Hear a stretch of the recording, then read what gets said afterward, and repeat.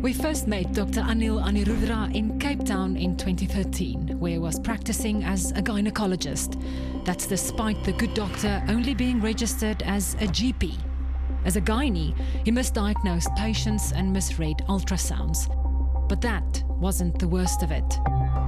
He was caught on camera making sexually suggestive comments while examining a patient.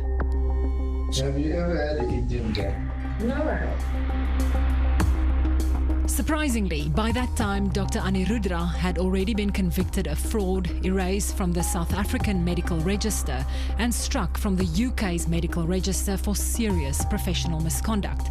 Yet, he had been allowed to re-register by the Health Professions Council of South Africa on probation. But are you a gynecologist? I'm not registered as one at the moment. Why does it say gynecologist on your door? After our broadcast, the HPCSA acted against him, but by 2019 he was back on their roll. This time, he did register as a gynecologist and changed his name to Dr. Ramdeen.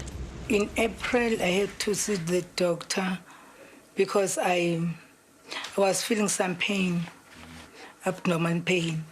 So I went to Dr. Ramdeen. The doctor suspected that I've got fibroids. In 2020, we spoke to a patient of Dr. Ramdeen's we'll call Nandi, who had cervical cancer. We also spoke to the daughter of 𝗶𝗵𝗶𝘀, diagnosed with ovarian cancer. Astonishingly, against all treatment protocols, Dr. Ramdeen operated on both women. I heard the doctors talking, saying this is a mess. There was pulse, and the nurses were calling the doctor. And the doctor was nowhere to be found. Nandi wasn't alone. 𝗶𝗵𝗶𝘀's daughter would later describe how her mom also suffered after her surgery. We did the surgery on your mom, but it doesn't look good. And I asked him, what do you mean it doesn't look good? And he said that, like it's better you see for yourself. Within months of their surgeries, both women were dead.